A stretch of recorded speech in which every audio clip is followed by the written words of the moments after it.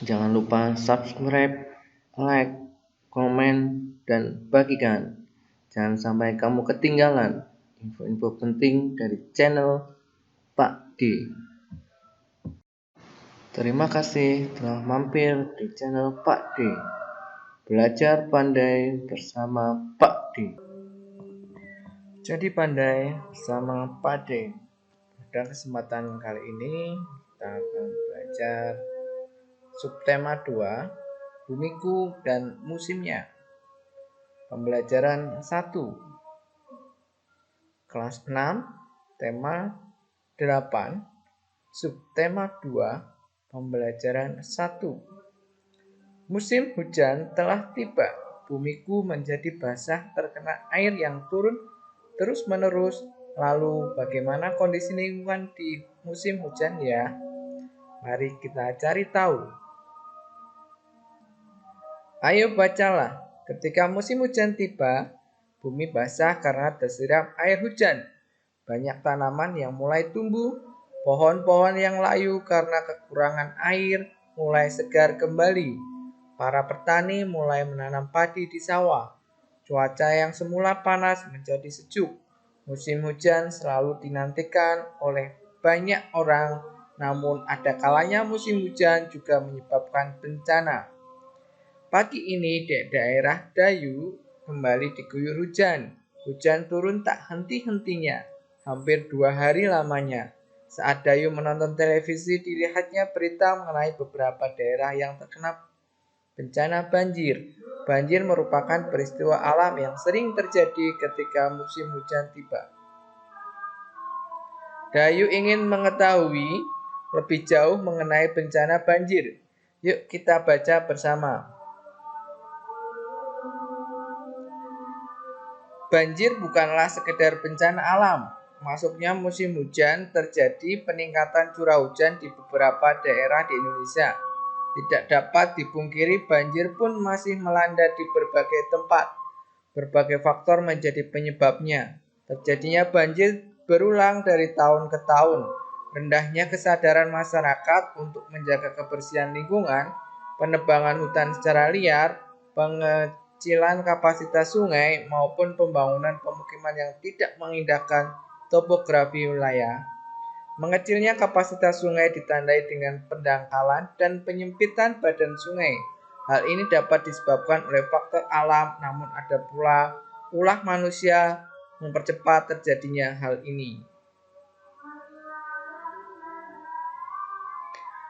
Menjamurnya rumah di bantaran sungai misalnya. Permasalahan ini sering terjadi di kota yang berpenduduk padat dan kadang tidak mempertimbangkan topografi lahan ketika melakukan pengembangan. Di sisi lain, penertiban pemukiman liar di bantaran sungai juga menjadi kesulitan pemerintah daerah sepanjang waktu.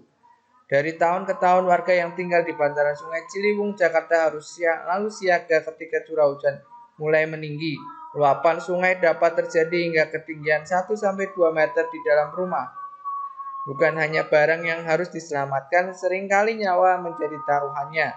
Sudah diperingatkan bahwa pemukiman di bantaran sungai sangat berisiko ketika curah hujan tinggi. Namun tetap saja mereka kembali ketika banjir telah surut. Tubuhnya pemukiman liar di bantaran sungai mendorong penyempitan badan sungai. Aktivitas harian warga seperti mencuci, buang sampah di sungai juga semakin mempercepat pendangkalan sungai. Di Manado, Sulawesi Utara, rawan banjir dan longsor justru menjadi akibat pembangunan kota yang tidak mengindahkan topografi.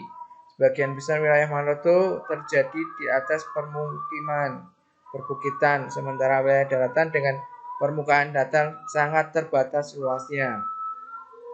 Sejalan dengan bertambahnya penduduk, banyak bukit dan lereng kemudian dikupas menjadi perumahan.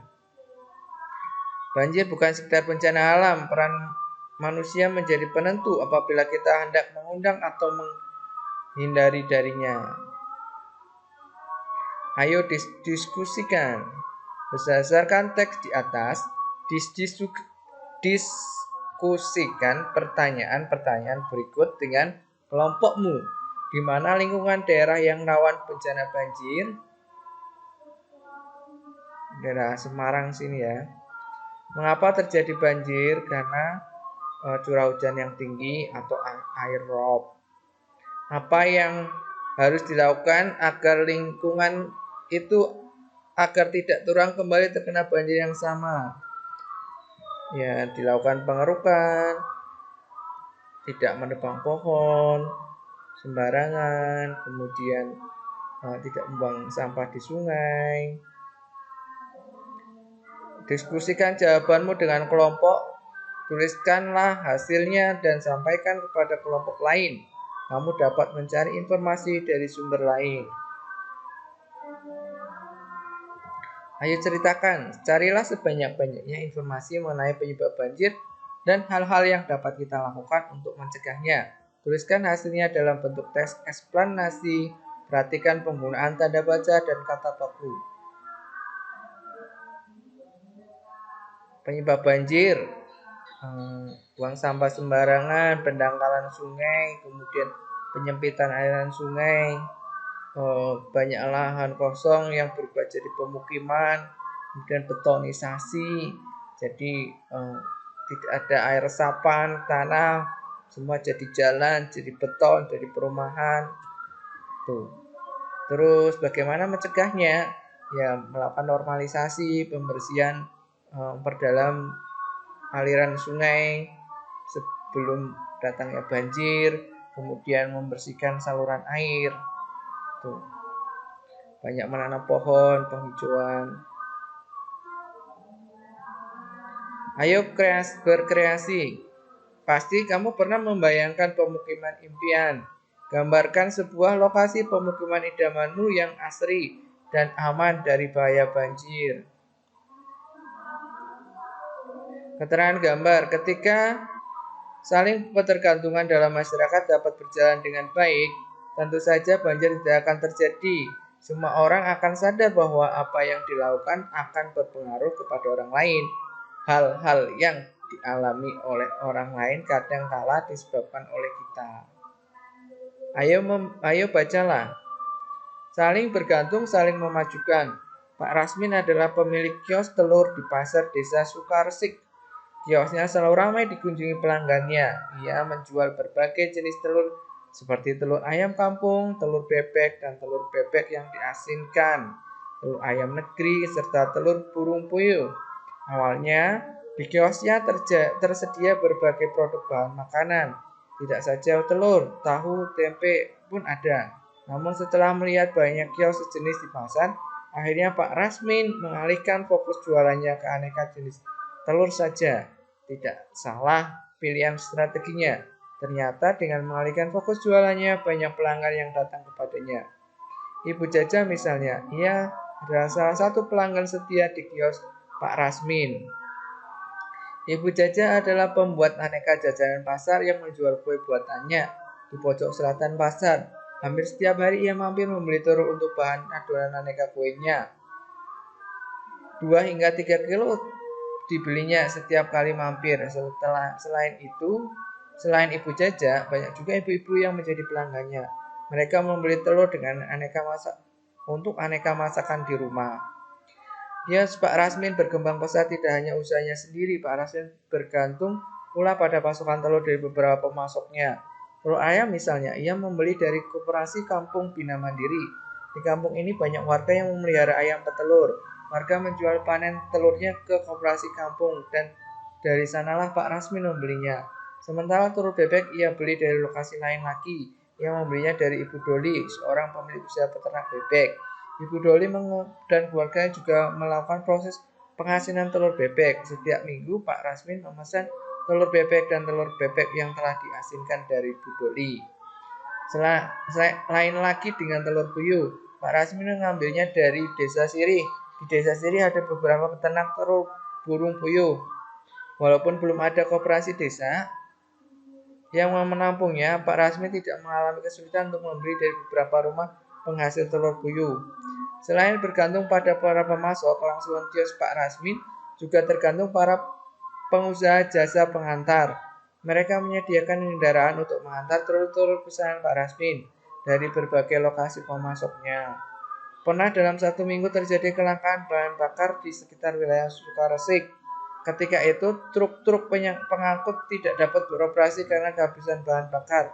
Akibatnya, telur-telur yang sedianya akan dikirim ke kios Pak Rasmin pun tertunda di tiap lokasi pemasok. Wah, betapa repotnya Pak Rasmin ketika itu. Ia harus berusaha mencari alternatif sementara untuk mengisi telur di kiosnya. Tentu yang ia peroleh tidak sebanyak biasanya. Bukan hanya Pak Rasmin yang kerepotan ketika itu, Bu Jaja juga. Coba kamu pikirkan dalam rantai penjualan telur Pak Rasmin, siapa lagi yang berperan dalam bahan bakar? Temukan jawabannya. Secara individu buatlah hubungan saling ketergantungan dan alasannya seperti contoh pada teks di atas. Pak Rasmin bergantung pada Ibu Doli karena mendapatkan telur dari Ibu Doli. Menurutmu apakah saling ketergantungan yang ada pada cerita di atas dapat memperkokoh kehidupan berbangsa? Iya. Bu Doli membutuhkan uang dari Pak Rasmin yang membeli telurnya untuk mendapat keuntungan.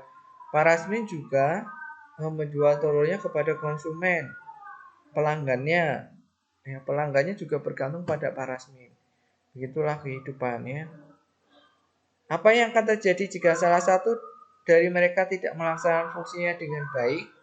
Maka akan terjadi kerepotan, akan terjadi kesulitan atau kelangkaan atau kekurangan. Apa yang harus mereka lakukan supaya hubungan mereka terus dapat berjalan dengan baik? Mereka harus bekerja sama secara terus-menerus. Sebagai makhluk ciptaan Tuhan Yang Maha Esa yang sama-sama tinggal di bumi, bagaimana kamu harus bersikap terhadap alam, sesama manusia dan makhluk hidup lainnya? Coba jelaskan. Kita harus saling menjaga hubungan baik dengan lingkungan, karena akan ada timbal balik antara manusia dengan lingkungan. Jika kita merawat lingkungan, maka lingkungan akan memberikan manfaat kepada kita, memberikan kebutuhan kepada kita. Tetapi ketika kita merusak lingkungan, maka akan bencana yang akan kita dapatkan dari lingkungan itu. Demikianlah pembelajaran 1, subtema 2, tema 8, kelas 6.